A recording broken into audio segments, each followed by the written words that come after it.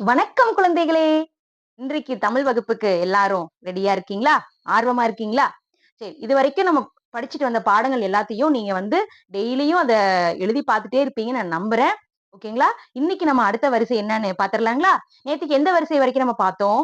உ, ஊ உயிர்மெய் எழுத்துக்கள்ல உ, ஊ இந்த 2 வரிசையும் பார்த்தோம். இன்னைக்கு அடுத்த வரிசை என்ன உயிர்மெய் எழுத்துக்கள் அப்படின்னா ஏ வரிசை. என்ன வரிசைமா? ஏ வரிசை. அதுக்கு அடுத்து ஏ வரிசை படிக்கலாம். சரிங்களா? இன்னைக்கு பாருங்க, ஏ வரிசை படிக்க போறோம். உயிர்மெய் எழுத்துக்கள்ல ஏ வரிசை. ஓகேங்களா? நீங்க எல்லா வரிசையும் படிச்சு முடிச்சீங்கன்னா தான் உங்களுக்கு சொற்கள் படிக்க முடியும். சொற்களை வாக்கியமா உங்களால வடிவமைச்சு வாசிக்கவும் எழுதவும் முடியும். சரிங்களா? அதுக்கு ஃபர்ஸ்ட் நம்ம பேசிக்கான உயிர்மெய் எழுத்துக்களை முடிச்சிடலாம். என்ன மேம் டெய்லியும் உயிர்மெய் எழுத்துக்களே நடத்துறாங்க, எழுத்துக்களே நடத்துறாங்க அப்படின்னு நினைக்காதீங்க. இந்த காலத்துல மாணவர்கள் எதிர்கொள்றதே பாத்தீங்கன்னா எழுத்துக்களை வாசிக்கிறதுக்கு சிரமப்படுறாங்க. சரிங்களா? இப்ப நீங்களுமே பாத்தீங்கன்னா இந்த எழுத்து என்னன்னு கேட்டா டக்குன்னு சொல்ல தெரியணும். தெரியாம யோசிச்சு யோசிச்சு சொன்னோம் அப்படின்னா அந்த எழுத்து மேல நமக்கு என்ன எழுத்துன்னு தெரியல, அடையாளம் கண்டுபிடிக்க தெரியல. சரிங்களா? அதுக்குதாக தான் நம்ம பேஸ்மெண்ட் முதல்ல நம்ம சரி பண்றோம். சரியாமா? அடிப்படையா நமக்கு என்ன தேவை? எழுத்துக்கள் முதல்ல தெரியணும். சரியா? தமிழ்ல எழுத்துக்கள் நீங்க எல்லா 100% 100% நீங்க படிச்சிட்டீங்கனாலே உங்களால தமிழ டிக்டேஷன் கொடுத்தாலோ இல்ல எக்ஸாம் டைம்லயோ கண்டிப்பா மிஸ்டேக்கே வராம உங்களால எழுத முடியும். சரியாமா? அதுக்கு முதல்ல நமக்கு வாசிப்பு திறன் வேணும். ஓகே, வாசிப்பு திறன் நல்லா வந்துருச்சு அப்படின்னா எழுத்து பயிற்சி நல்லா வந்துரும். அதுக்கு அடுத்து நம்ம தேர்வுகள்லாம் எழுதும்போது தைரியமா நம்ம எழுதலாம். சரிங்களா? இப்ப நம்ம ஏ வரிசை பார்க்கலாமா? ஏ வரிசை இங்க பாருங்க. எப்பவும் போல நம்ம மெய் எழுத்து இக்கு. இக்கு கூட்டல் ஏ ஒற்றை கொம்பு. இது பெயர் என்னதுமா?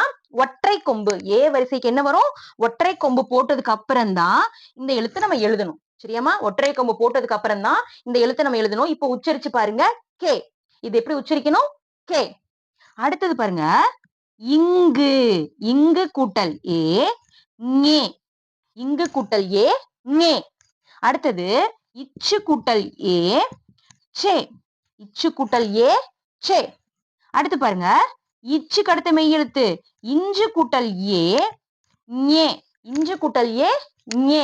இங்க பாருங்க, கே ஞே சே ஞே. அடுத்தது இட்டு கூட்டல் ஏ எப்படி சொல்லணும்? டே. இட்டு கூட்டல் ஏ டே. அடுத்தது 3 சுழி இன்னு கூட்டல் ஏ 3 சுழி நே. 3 சுழி நே. 3 சுழி நே. அடுத்து பாருங்க, இத்து கூட்டல் ஏ தே. இத்து கூட்டல் ஏ தே. இத்து கூட்டல் ஏ தே. அடுத்தது இந்து கூட்டல் ஏ நே. இந்து கூட்டல் ஏ நே. அடுத்து பாருங்க, இந்துக்கு அடுத்தது என்ன மெய் எழுத்து? இப்பு. இப்பு கூட்டல் ஏ பே. இப்பு கூட்டல் ஏ பே. இப்புக்கு அடுத்து என்ன மெய் எழுத்து வரும்? இம்மு. இம்மு கூட்டல் ஏ மே. இம்மு கூட்டல் ஏ என்னதுமா? மே. எல்லாத்துலயுமே ஏ வரிசையில் நீங்க பாத்தீங்க அப்படின்னா கண்டிப்பா ஒற்றை கொம்புல தான் ஆரம்பிக்கும். சரியாமா? ஒற்றை கொம்பு போட்டதுக்கு அப்புறம் தான் நீங்க இந்த கூட எழுதி இருக்கிறோம்லயே அந்த காங்காச்ச எழுத்துக்களை எல்லாம் சேர்த்து எழுதணும். ஓகேங்களா? என்ன மேம் 2 எழுத்து இருக்கு ஆனா ஒரே சவுண்டு தான் வருது அப்படின்னா இது ரெண்டும் தனித்தனி எழுத்து கிடையாது. ரெண்டும் ஒரே சேம் எழுத்து தான். ஆனா உச்சரிக்கும் போது ஒரே ஒரு சவுண்டு தான் வரும். சரியாமா? உச்சரிக்கும் போது ஒரே ஒரு சவுண்டு தான் வரும். இப்ப பாருங்க, இம்முக்கு அடுத்தது என்னது? ஈ. ஈ கூட்டல் ஏ ஏ. ஈ கூட்டல் ஏ ஏ. அடுத்தது இது எப்படி உச்சரிக்கணும்னு சொல்லியிருக்கேன்? இர். நார்மலா சொன்னா போதும். இர். இரு கூட்டல் ஏ ரே. இரு கூட்டல் ஏ ரே. அடுத்தது இது எந்த இல்? இது எப்படி உச்சரிக்கணும்? இந்த இல்ல மேல் நோக்கிய இல். இது எந்த இல்மா? மேல் நோக்கிய இல் கூட்டல் ஏ மேல் நோக்கிய லே. அடுத்து பாருங்க, இவ்வு கூட்டல் ஏ வே. இவ்வு கூட்டல் ஏ வே. அடுத்தது என்ன இல் வரும்? மகர இல். மகர இல் கூட்டல் ஏ லே. கீழ் நோக்கிய இல் கூட்டல் ஏ லே. அடுத்து பாருங்க, இற்று. இது நல்லா அழுத்தமா உச்சரிக்கணும்.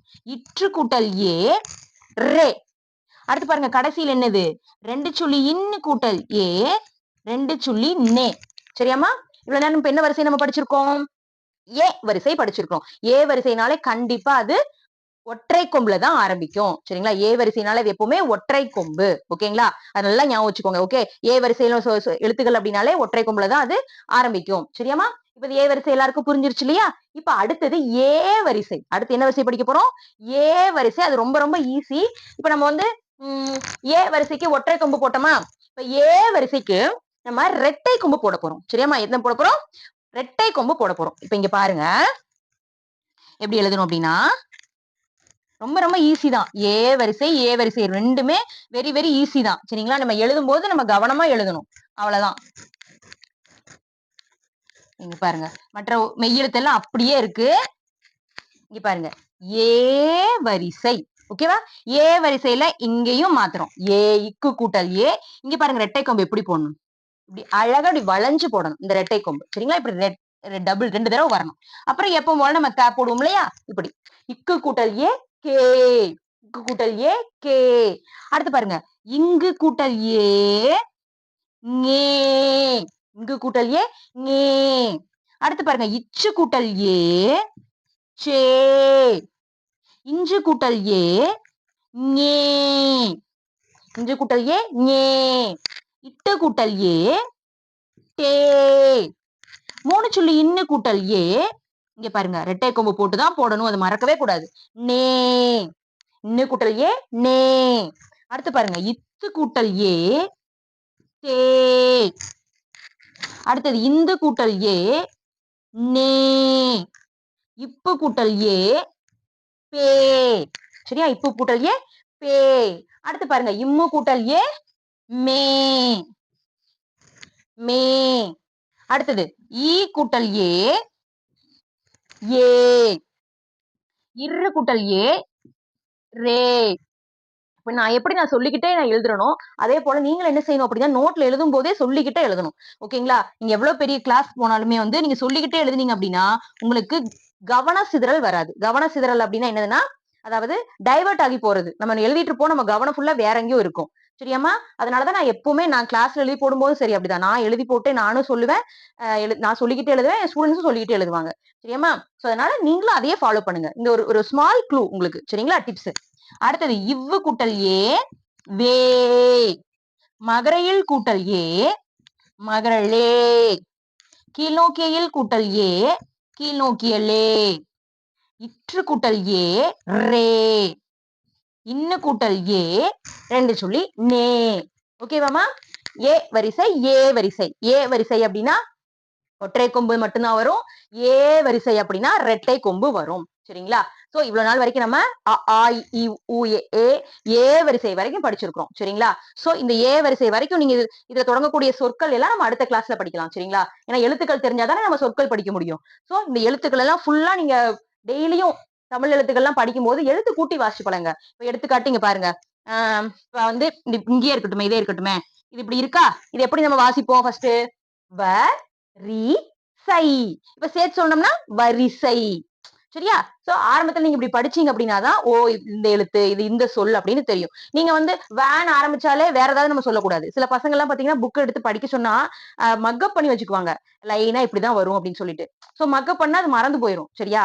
சோ அதனால அது எழுத்துக்கள் என்ன எழுத்துக்கள் இருக்கு. அது எப்படி வாசிக்கணும் அப்படின்னு நீங்க தெரிஞ்சாதான் தப்பு இல்லாம வாசிக்க தெரியும். சரிங்களா? அத மக்கப் பண்ணி வச்சுட்டீங்கன்னா திடீர்னு இடையில கேட்க நம்ம வாசிக்க சொன்னோம்னா மறந்து போயிரும். ஓகே. நம்ம மனப்பாடம் வந்து என்னைக்குமே நமக்கு செட் ஆகும்னு சொல்ல முடியாது. சிலதெல்லாம் வந்து புரிஞ்சு படிக்கணும். சரிங்களா? சிலதெல்லாம் வந்து அண்டர்ஸ்டாண்ட் பண்ணி படிச்சாதான் உங்களுக்கு என்ன செய்யும்? நீண்ட நாட்களுக்கு வந்து அது மறக்காம இருக்கும். ஓகே. நமக்கு இப்போதைக்கு நம்ம மனப்பாடம் பண்ணிட்டோம், முடிச்சிட்டோம் அப்படின்றது கிடையாது. கல்வின்றது நம்ம வாழ்க்கை ஃபுல்லா நமக்கு உதவக்கூடியது. சரியாம்மா? பள்ளி படிப்போட நமக்கு வந்து கல்வி முடிஞ்சு போயிராது. அதுக்கப்புறம் கல்லூரிக்கு போணும். அதுக்கப்புறம் தான் நம்ம லைஃபே இருக்குது. சரிங்களா? கல்வி என்னைக்குமே நீங்க வந்து புரிஞ்சு படிங்க. படிப்புன்றத புரிஞ்சு படிங்க. நம்ம வாழ்க்கைக்கு அது பயன்படுறதா இருக்கணும். சரியாம்மா? சோ இன்னைக்கு இந்த கிளாஸ் உங்களுக்கு பிடிச்சிருக்கும் நான் நம்புறேன். மீதி அடுத்த வகுப்புல அடுத்த வரிசைகள் நம்ம சீக்கிரம் முடிச்சுட்டு அடுத்தது இலக்கண பகுதிகள் எல்லாமே நம்ம ஒவ்வொரு வகுப்புகளா ஸ்டார்ட் பண்ணலாம். ஃபர்ஸ்ட் 1ஆம் வகுப்புனா உங்களுக்கு எழுத்துக்கள் மட்டுமே போதும் 1ஆம் வகுப்புக்கு. அப்புறம் சில சில சொற்கள் போதும். 2ஆம் வகுப்புனா சின்ன சின்ன இலக்கண பகுதிகள். அடுத்து 3ஆம் வகுப்போட அதனோட தொடர்ச்சியா வரும். 4ஆம் வகுப்பு, 5ஆம் வகுப்பு அப்படின்னு ஒவ்வொரு வகுப்புகளா நம்ம என்ன செய்யலாம்? இந்த குட்டீஸ் தமிழ் வகுப்பு இந்த வகுப்புல நம்ம என்ன செய்யலாம்? படிக்கலாம். சரிங்களா? நீங்களும் மேம்க்கு கோஆப்பரேட் பண்ணுங்க. டெய்லி வந்து மேமோட வீடியோ பாருங்க. பார்த்து உங்களுக்கு பிடிச்சிருந்தது அப்படின்னா லைக் பண்ணுங்க. சப்ஸ்கிரைப் பண்ணி வச்சுட்டீங்க அப்படின்னா என்னோட வீடியோவை நீங்க எப்பனாலும் எடுத்து எடுத்து பார்த்துக்கலாம். சரியாம்மா? உங்களுக்கு என்னோட வீடியோ எப்ப வேணாலும் படிக்கிற நேரம் அப்படின்னாலும் நீங்க எடுத்து என்ன செஞ்சுக்கலாம்? பார்த்துக்கலாம். உங்க ஃப்ரெண்ட்ஸ்க்கும் நீங்க என்ன செய்யலாம் அப்படின்னா நம்ம வீடியோவை ஷேர் பண்ணலாம். ஓகேவாம்மா? நன்றி. மீண்டும் சந்திப்போம்.